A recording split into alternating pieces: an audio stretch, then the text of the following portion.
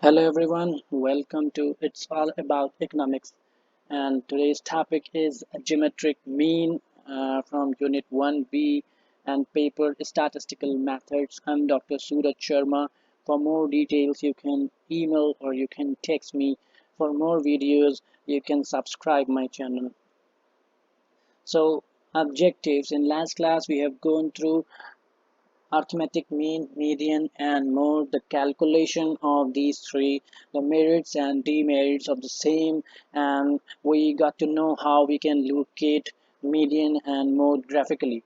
In this particular class, we would be focusing on geometric mean and uses of it, the means extremes property, how we can calculate geometric mean, and the merits and demerits of geometric mean.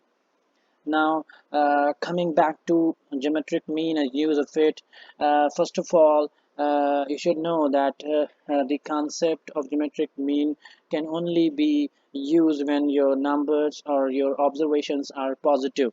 In case you have zero or negative observations in your series, you cannot calculate geometric mean. uh, the uses of it. If you are interested in knowing the average growth rate of return on your invested money, definitely you need the concept of geometric mean to calculate how your money is actually growing over the period of time. If you are interested in population projections, you definitely need geometric mean as a tool to project the population of a particular geographical area over the period of time. Or if you want to calculate uh, for any financial variables where there is a starting value and how it is changing over time, you need geometric mean as a tool to calculate this, and it also helps us in constructing index numbers. So these are the uses of geometric mean in real world situations. Now, what is common ratio or means extreme properties or proportions? First of all, the idea of geometric mean is based on these properties or proportions. It states that the cross product of the means of a proportion should be equal to the cross product of the extremes of the same proportion. So here there are two things: the means and the extremes. And what does it mean by, if you have proportions a by b is equal to c by d, where a and d are actually the extremes and b and c are the mean, then a into d would be equal to b into c. This is actually the means, extremes, properties, or proportions. Now, if you want to check the proportionality or means between extremes 9 and 16, you can actually do it by yourself. You just put 9 in case of the lowest extreme and 16 as the highest extreme, and put means here. Let's say this is x, so the cross product would be x square equal to 9 into 16, that is 144. And if we take the square root of both sides, x would be equal to the square root of 144, that is 12. So here we got 12 as the mean between these two extremes. Similarly, you can check for two extremes, that are 4 and 9, by yourself. Now, what does it mean by geometric mean? Geometric mean of a set of n observations is the nth root of their product. So this is how you can actually write the equation. Xg bar is equal to x1 into x2 into so on. It will goes up to xn, and we're taking the nth root. The nth root can also be written as like the power 1 by n, and here xg bar is actually the geometric mean. So what we'll have to do to calculate geometric mean: if you have two observations, you will take the product of the two observations, and you will take the second root. or the square root, which is also called a square root. If you have three observations and you have to calculate geometric mean for your three observations, you will take the product of three observations like x1 into x2 into x3, and you will take the square cube, sorry, root cube of their product. So this is how you actually calculate geometric mean. How it works in case of growth rates. Let's say if you want to calculate the growth rates of returns or any other thing, then suppose we have a starting value at some baseline point of time, that is let's say it is called b0. At different time periods this value may have changed. Let's say at time t the value is bt, and here t denotes to different time periods from 1 to 3 to capital T. And here the ratio of bt and bt minus 1 is actually called the growth factor xt, which can be calculated by the ratio of bt and bt minus 1. This is actually if you take an example, if you have invested a sum of money, let's say at time b0, this is an amount, and at time t period 1, this amount will grow or decline, and you can calculate the growth rate or the growth factor by this formula. And this is actually the inventory at time period t and the inventory at time period t minus 1, that is the previous year's inventory. So it is called the TH growth factor because it is for time period T. Similarly, you can calculate the growth factor as time period 1, time period 2, time period 3, and so on. Now, if you want to calculate the growth rate by using this growth factor, what you have to do is just is RT, that is equal to XT minus 1 into 100, and this will come in percentage terms. So this is actually BT upon BT minus 1 minus 1, and what actually you get from this is bt minus bt minus 1 whole divided by bt minus 1 into 100. This is how you calculate the growth rate in real terms. uh, we'll have a summarizing table. By that you will understand it very easily. Let's say we have time periods from 0, 1, 2 and so on till we reach to capital T.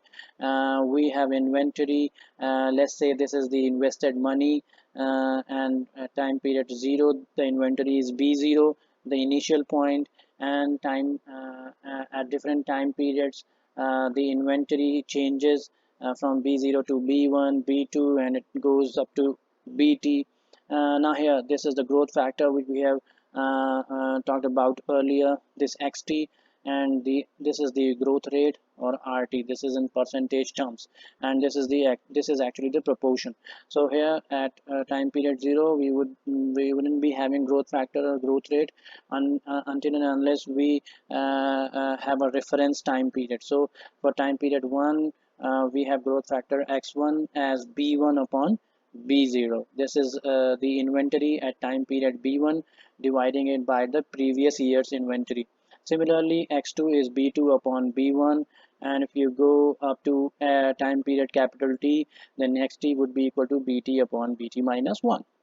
Similarly, you can calculate growth rates using growth factors, and what you just have to do is x1 minus 1 into 100. This will come in percentage terms. So b1 upon b0 minus 1 into 100, that is the growth rate for time period 1. If you want to calculate the growth rate for time period capital T, this will be xt minus 1 into 100. Now here BT or inventory at a particular time period can be calculated as this. this bt would be equal to b0 into x1 into x2 into x3 and so on until it goes up to time period t.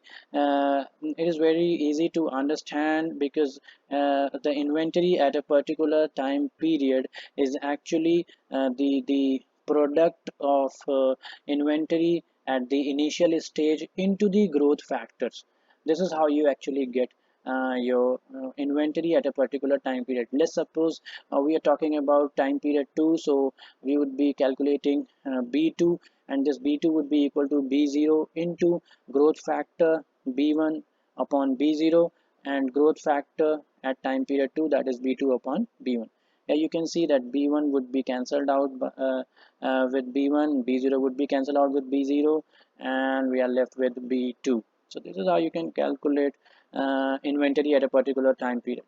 Now the average growth factor is actually, if you want to take the average of these growth factors, then you will have to get the geometric mean of this.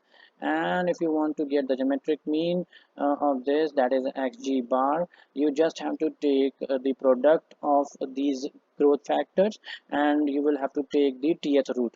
So x1 into x2 into so on, it goes up to xt, and we're taking the tth root of this. Similarly, if we multiply and divide this result by b0, there would be no effect on the resultant because we are multiplying and dividing it by b0. Why we are doing this? To get this formula, and here the xg bar or the average growth factor is actually this bt, because this whole is actually bt.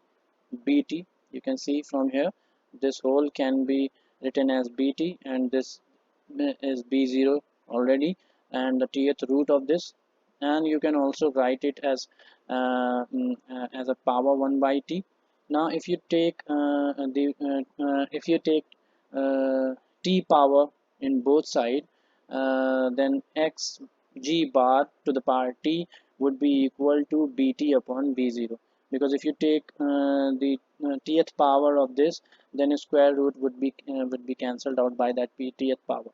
Now with this cross product, bt would be equal to b0 into xg bar to the power t. It means if you want to calculate inventory at a particular time period t, what you have to just do is take the initial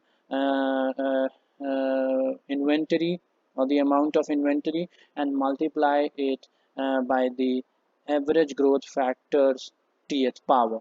So if you want to calculate b2, take it as b0 into xg bar to the power 2.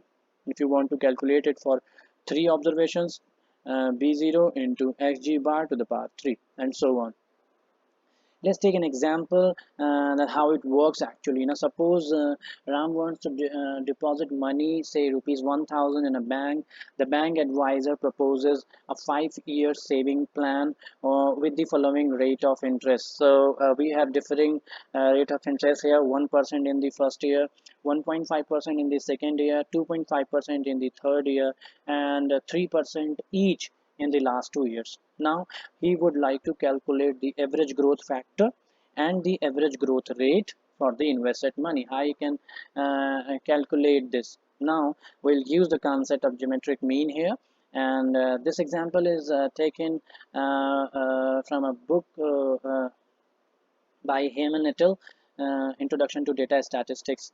And here is the summary table, and here these are the time period. This is the initial time period, and we are talking about the 5-year saving plan. So we have different time periods from 1 to 5.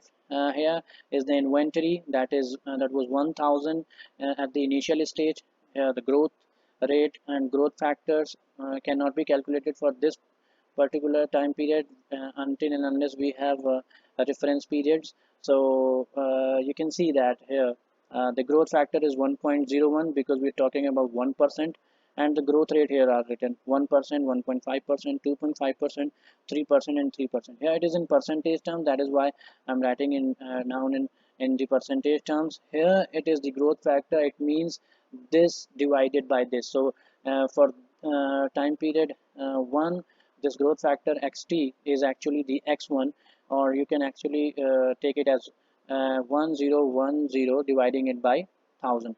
So this is how we can calculate it, the growth factor, using these growth rates.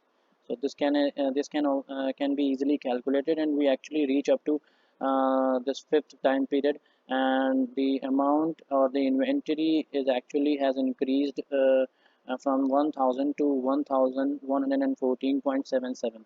How it actually worked, you can see that what you will have to do is just take the average growth factor, and how you can get it by taking the geometric mean of these growth factors. So you take the geometric mean of these growth factors by their product, and taking the fifth root of this product. The calculation is not at all easy, but you can calculate it as the approximation, and you get it as 1.022. What does it mean by 1.022? This is the average growth factor, and if you want it in growth rate terms, then you will have to multiply it by 100, and you will get it as the average growth rate as 2.2%. So which means that we have an average growth rate of 2.2% per year, and saving after 5 years would be what B5 is equal to the initial one, the initial investment into the uh, the power t of xg bar. Here this time period is 5, so what we actually do is take the initial inventory into 1.022, that is the average growth factor, and the power 5.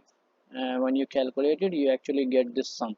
So after 5 years, with this 5-year saving plans, your invested money would reach up to this amount. And this is how we can actually compare two or more growth plans using geometric means. If you have different options of growth plans, you can compare by using this. So this calculation was not at all easy for a non-mathematical background student. So that is why it is called the geometric mean is not easy to calculate.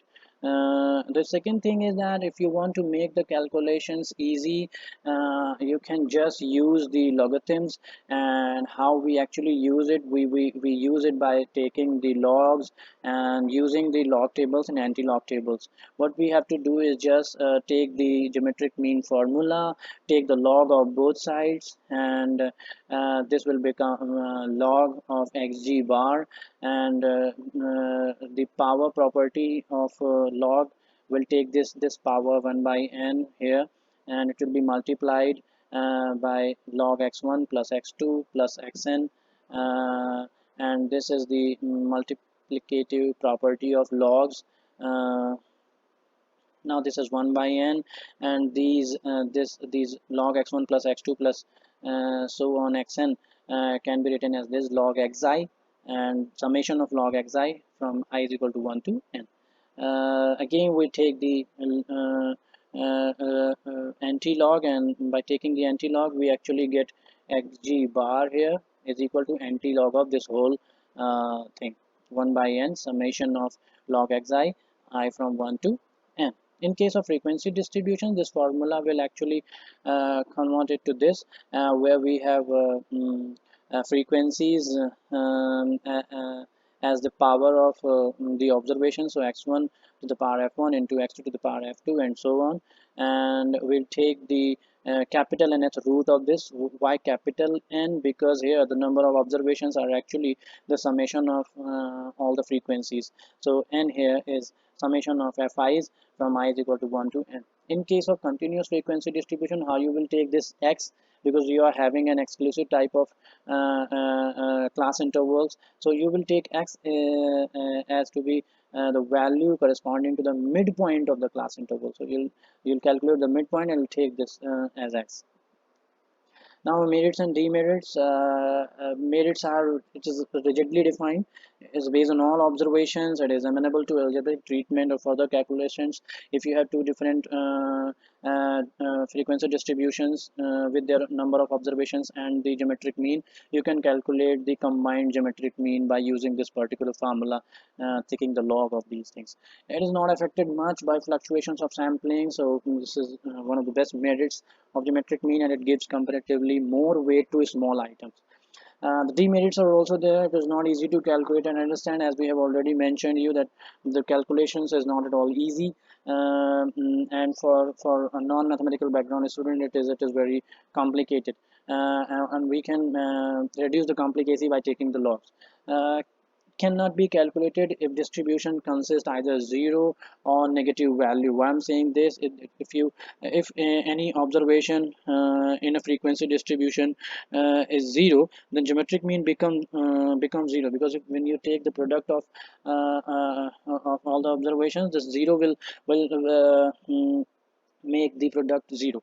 And if any one of the observations is negative, then geometric mean will become imaginary regardless of the magnitude of the other item. So this is the case in geometric mean. These are the demerits of geometric mean.